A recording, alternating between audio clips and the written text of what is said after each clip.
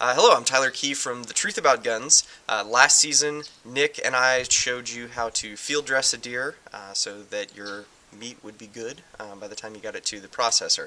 We're doing a follow-up this year. We've got another deer here.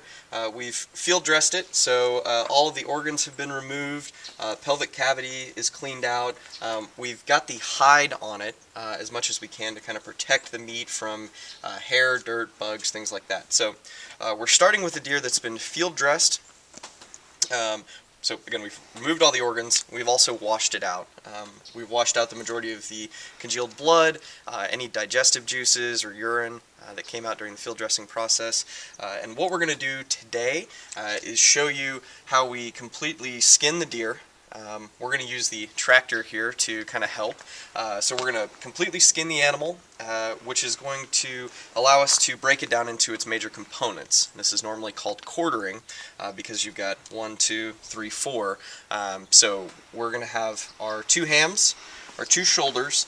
We'll have the back straps along the back, the tenders, which are right here, and then the rib meat. And Nick and I are going to be making this entire deer into jerky, so we're going to be saving, kind of the best cuts of meat.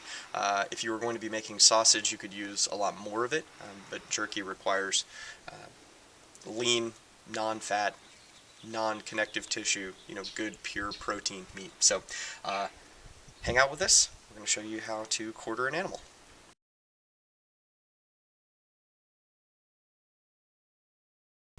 Alright, so your first step is going to be to make cuts basically to this joint right here. So you want to start kind of up around this area, maybe a little bit further down. You're going to be cutting down to the meat, basically to where the hide ends here. Same thing on this side. We'll be peeling the hide back along the back side, and then we're going to basically rip the whole thing down. We're also going to make some cuts at the shoulder. So I'm using a Havalon. I believe this is the Peranta, so this uses a replaceable surgical steel scalpel blade. So I've got a new blade in here, so these cuts are fairly easy, and you just want to make light, basic drawing motions here until you expose the flesh. You want to make sure you don't go too deep and cut into the meat. So make light and gentle, delicate cuts all the way down, and you see we're just barely cutting through the hide, and you can actually grab a little bit of hide and kind of peel backwards as you go to expose that good meat underneath. There we go. Okay, then we take this and cut back like this. You can see that I accidentally cut into the meat a little bit there. That's what we're trying to avoid. Part of the problem with having a knife this sharp is that it's pretty easy to do that. This is probably not the ideal knife for doing this, but Chris Dumb gave it to me and asked me to test it out, so I'm doing that. You ideally want a knife with a little bit of a rounded edge to it, and actually Havalon makes some skinning knives that have a dull tip to them so that you don't accidentally cut into your meat. As you can see, this is a extraordinarily sharp knife, which is great. You also want to be sure not to cut this tendon here, since that tendon is what is providing our hooks the purchase to hold on to the animal. So if you cut those, you can no longer hold on to your deer, which is no good. Alright, so we've cut the flesh, or cut the skin back from the flesh. We basically folded it down. And if you're in the field, you can just pull this down, and you're basically using your hands and your knife to kind of chop it down. The problem is that you can cut your meat pretty easy, which would cause some contamination. It's also pretty labor intensive. So one thing to do is take a rock, wedge it kind of under the flesh here, make a ball with it, and then run a strap like this around the bottom. And what you're doing is creating a purchase point for your hook right there, like that. Now if you've got a winch or something, that's pretty great. Some good old boys in the past have used trucks and you want to create some tension. I'm going to let this down just a little bit here.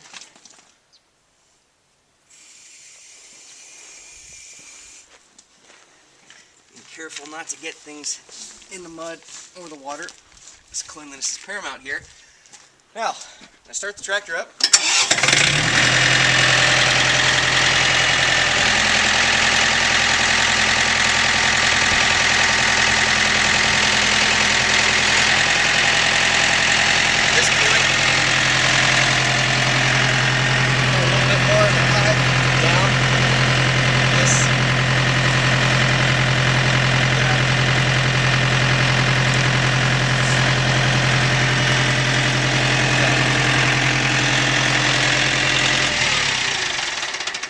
You basically just keep doing this process, kind of moving up. If you don't have enough lift like we have here, you just keep repeating the process, wedge the rock in, wrap it, and pull down until you're down past the shoulders. Okay?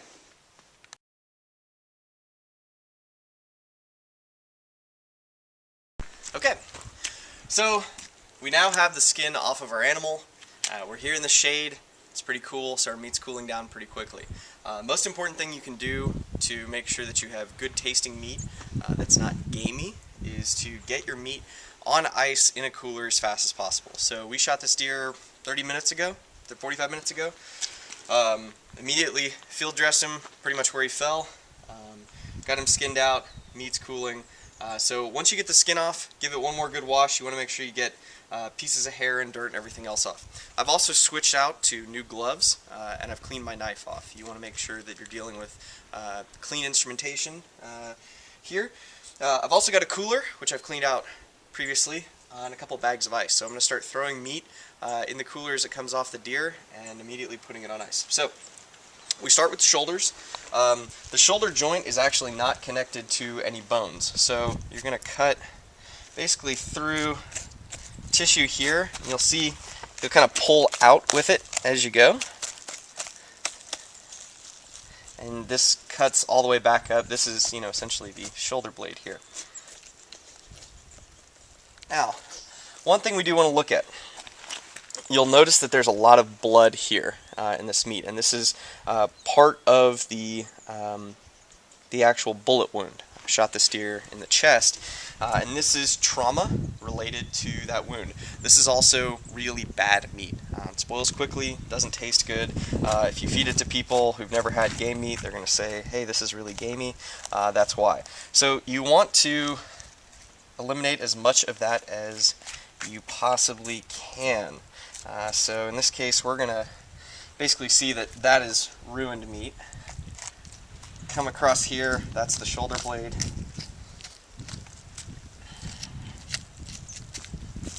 And then this is the full shoulder here. Now if we were making sausage trimmings like this, we'd go in a separate bucket. So you'll see that my bullet actually went through the shoulder. We got a lot of blood smear here, which means we're going to have to take care of this in processing. So most of this meat in the shoulder, except for like this backside piece, is probably ruined and is not usable. So that's why if you're hunting for meat and you want as much usable meat as possible, neck or a head shot or a further back in the chest shot is preferable. I unfortunately hit this one in the shoulder. As we're moving over to the other side, it's important to touch on the fact that Nick and I are both using Barnes all-copper bullets. As most of our readers know, California just mandated that all hunting has to take place with lead-free ammunition. Their reasoning is to protect the condors and endangered species in California. Nick and I have made the switch to all-copper ammunition, which we found to be just as effective in taking animals down, but without any lead contamination. So in a situation like that shoulder that I just showed you, where there's some bloodshot meat, what you'd normally see using lead ammunition is the lead bullet actually, under an X-ray, will fragment and put tiny pieces of lead throughout the meat. So if you don't get all of the lead out, you will put yourself and your family at a higher risk for lead poisoning. With the Barnes all copper bullets, and really any of the lead-free bullets, several companies make them now, you're not going to see any lead dispersion in your meat. In fact, those copper bullets retain their weight very well, and they don't shed tiny particulate of copper. So if you do find a piece of metal, it's going to be a large piece of copper that you can remove, and you're not going to be putting yourself at risk for any heavy metal poisoning. At worst, you're going to have some meat that doesn't taste very good instead of lead poisoning.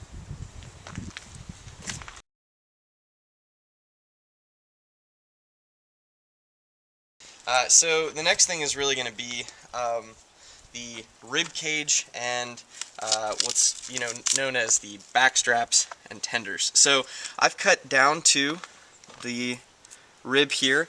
Right on the back side of this is the backstrap. So Nick, if you'll come around to the other side here, what we're doing is we're basically opening up those backstraps. Now, a lot of guys like the rib meat. It's pretty good for sausage.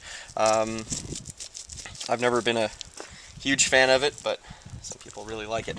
What we're trying to do, and you'll see that the back strap runs along the top side of the rib cage all the way up the neck. Now, as I pointed out earlier, due to the trauma of my high shoulder shot, most of this back strap is going to be pretty worthless. It's not going to be very tasty at all. So what we're doing is we're going along either side, we're peeling away this meat from the ribs, and then the tenders are on the back side of this. So we've got tenders here, backstrap here. So we're going to start up near the tail. Let's see. And we're basically going to be isolating meat on either side of this. So we're going to come up here, chop away the hams, and I like to just kind of plunge the knife in, run it along the spine, wedge down with your fingers, kind of pry the meat apart as you go. Again, having a sharp, thin blade knife is really going to help in this process. Also, all of this white tissue here is connective tissue that's going to get removed as part of the jerky making process. That's what lends meat that really tough feel to it. So kind of going to make a cut up here. Any old place will do. Peel this back from the spine, reach in there, start to kind of gently pull and cut as you go.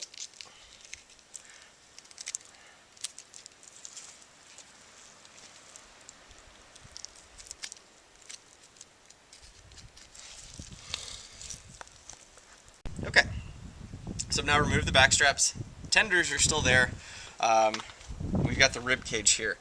In this case, I don't really have any use for the rib cage. However, two of my coworkers have dogs that are on a raw food diet, so I will be turning those rib cages over to them so that they can feed their dogs with them. So no meat's going to go to waste. You'll see that the ribs connect to the spine right here and right here. I've got a Sawzall. If you've got a handsaw, you can use that as well. But basically, we're just cutting through those ribs.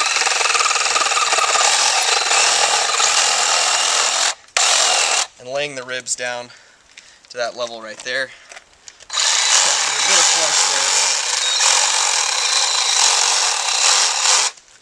there. Got ourselves a side of ribs. Do the same over here.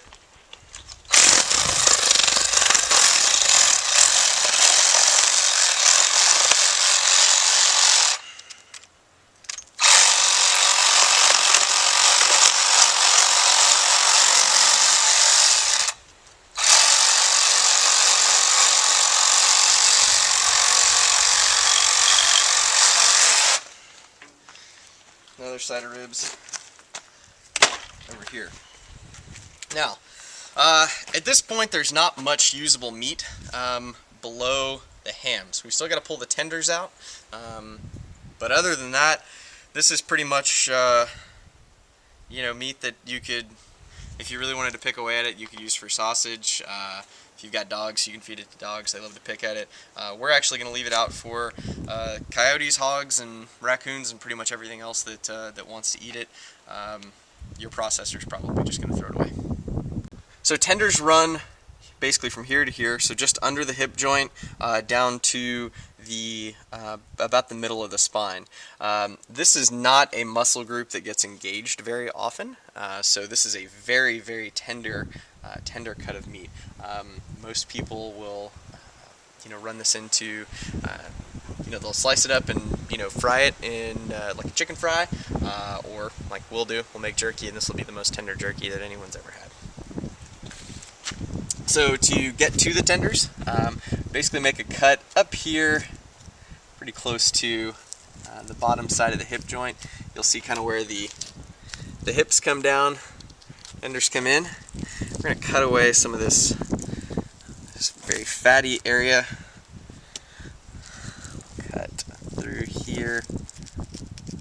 We're basically cutting to the back side of the spine here. You'll also notice there's a decent amount of blood here. That's because the femoral arteries run up through here. So what we're doing now, cutting away what we can here. Always better to err on the side of cutting a little bit more meat, especially when we're dealing with something like the tenders. There's a pretty nice piece of bone here, and we're going to expose it. You want to basically use that as a guideline. So there's that piece of bone. That's actually the start of the ribs. So you have it cut away. Your rib joints are right there. Cut away the backside, the ribs, and then we're cutting down right there. And we're just slicing away. We're kind of pulling the meat, slicing, pulling, slicing. You just want to make nice even cuts, get as much of that meat as possible. And this meat is actually tender enough that if you pull too hard, it'll separate. It's really, really, really good stuff. Alright, there is a tender. You'll see we've got some blood, we've got some connective tissue, we've got some other stuff. Actually just kind of cut ever so slightly and remove that. The cooler it goes. Same thing on the other side.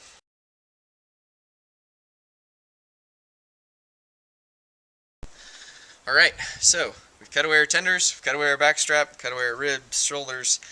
Pretty much everything else is done, except for the hams. So we're going to cut the spine off.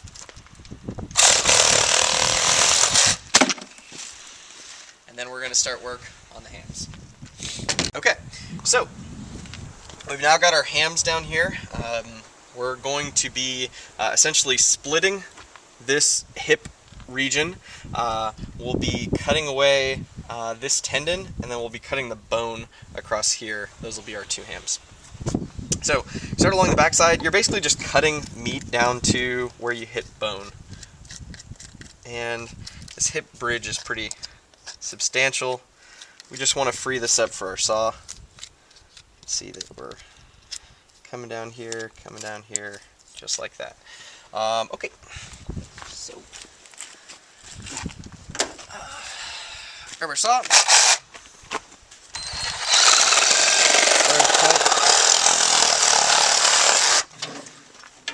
Down the center.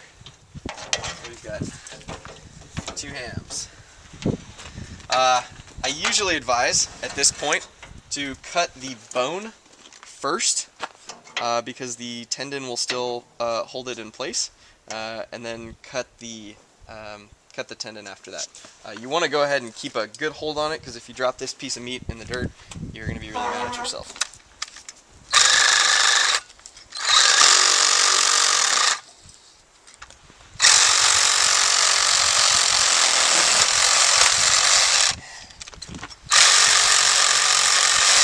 So you see I've cut through the bone, but the meat's still holding on there because you're hooked in there nicely. You can go ahead and cut your tendon.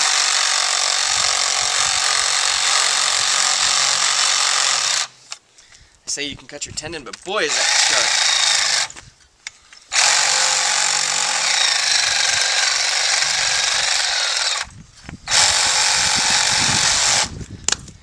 There you go. do the same thing on the other side.